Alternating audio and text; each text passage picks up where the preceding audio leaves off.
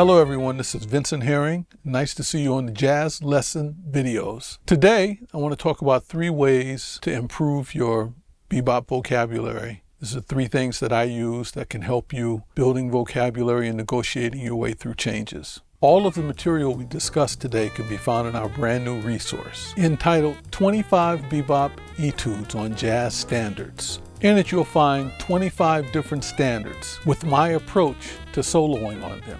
If you'd like to download this resource, you can find a link below and use the code BEBOP5 for $5 off. So one of the first things that I want to go over is how to build language. Now, one of the things that helps me out a lot is having digested and mastered through what people are referring to as bebop scales. So I'll go over this. This is a F major scale.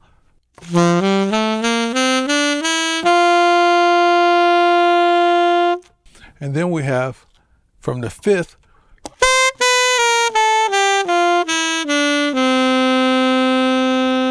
which is pretty much what everyone uses.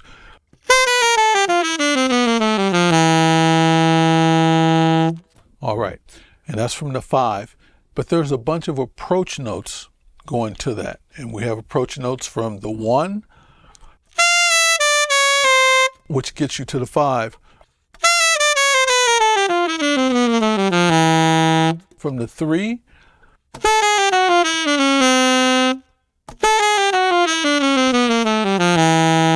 and it gets you to the 5, and then you play it on through. From the 7, or so now we have approaches from 1, 3, 5, and 7. And now I think one of the things that's confusing is like if you have a song like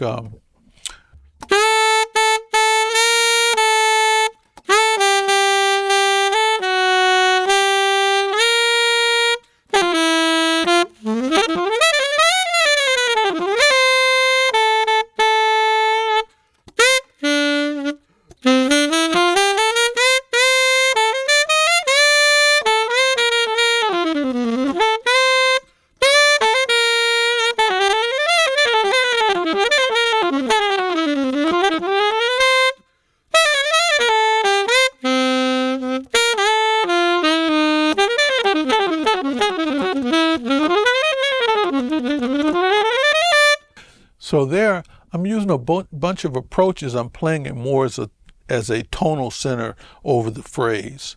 And I'm not worried about, does this scale go on this chord? It's basically hearing a sound over the phrase. Like when you hear, I hear Charlie Parker play that, it's one of those things, it's not over the chord, it's over the phrase. And in this particular case, the tonal center. And you have to have a place that you're going and a place that you're starting. So one of the things is to have all of those approach notes mastered.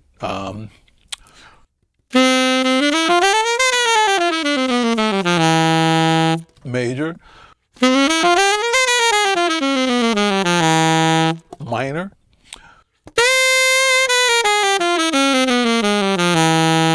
from the 5, from the 5,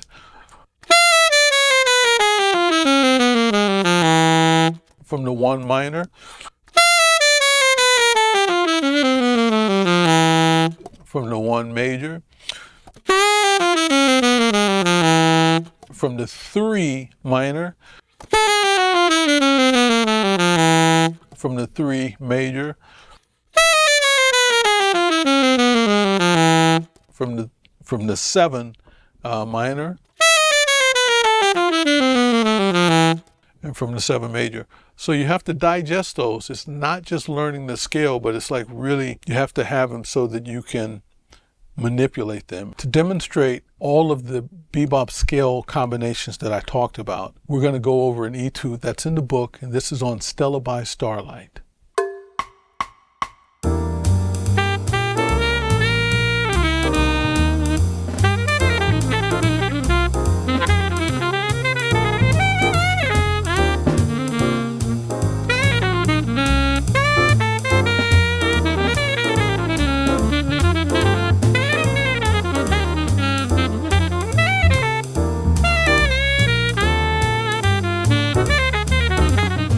So the first measure, you know, most of this stuff is disguised and you don't hear it because you're not going to hear the full scale. So on measure 10, I play.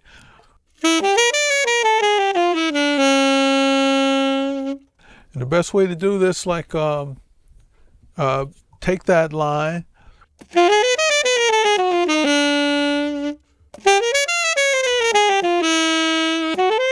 and go through all the keys like that, you know, just all the keys, just over and over. No rush, and don't, you know, like playing everything through all the keys shouldn't be a situation where you're rushing through it. I mean, you have to really get it and make it feel good. And it's not about playing that specific line. That specific line will lead you to your own vocabulary, but it's about understanding and hearing how it's placed and how it's put, and how it connects with the chords. I mean, it's straight up 1, 3, 5, 7 on a half diminished chord, and then down. And that's the minor 2/5. In addition to digesting these scale combinations, it's also important to hear chord changes. And one of the best things that you can do is work on voice leading. Now I'll play for you another etude, and this is from our resource, and this will be B-flat rhythm changes.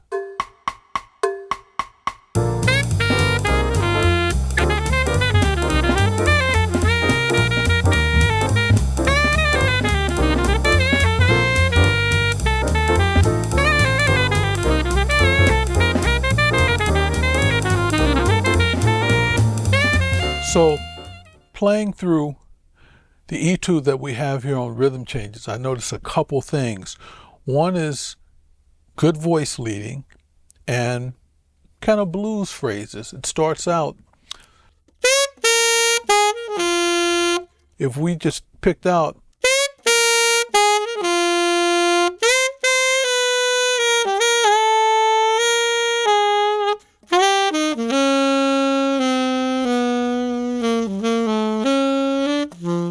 you know, the voice leading is something that is very important. When I'm playing my solos, it's just automatically, I'm hearing the center of the harmonic phrase that's going by. And so it's just natural for me to play with good voice leading. So it's something that I wasn't aware of when I was really young. And so the sooner you can get started on it and make that part of everything that you do, the better it'll be for you to have a chance to start creating better solo. So I think this etude will help you out quite a bit if you take time and analyze some of the things that are there. The final advice or tip that I'd like to share with you is about having good time and really locking into what's going on. And it's the same as if you're speaking and you're speaking to someone. And I'm sure you've had people speak and have great diction and great timing, and it's what they say is very impactful. And you can have someone else say the same thing without great timing and good diction, and it's just not as impactful. So what you say is important, but how you say it is important. And all of these concepts that we talked about, you have to digest those so that your mind could be free to create. And you don't want to be thinking about time. You don't want to be thinking about scales and placements of notes and might have good voice leading. You don't want to think about anything. So you need to spend a lot of time with it in the shed, we'll say. You need to spend a lot of time thinking about these things and developing your own personal concept for using them and making them part of your musical experience. Now I'd like to play one more etude from our latest offering. This is Origin.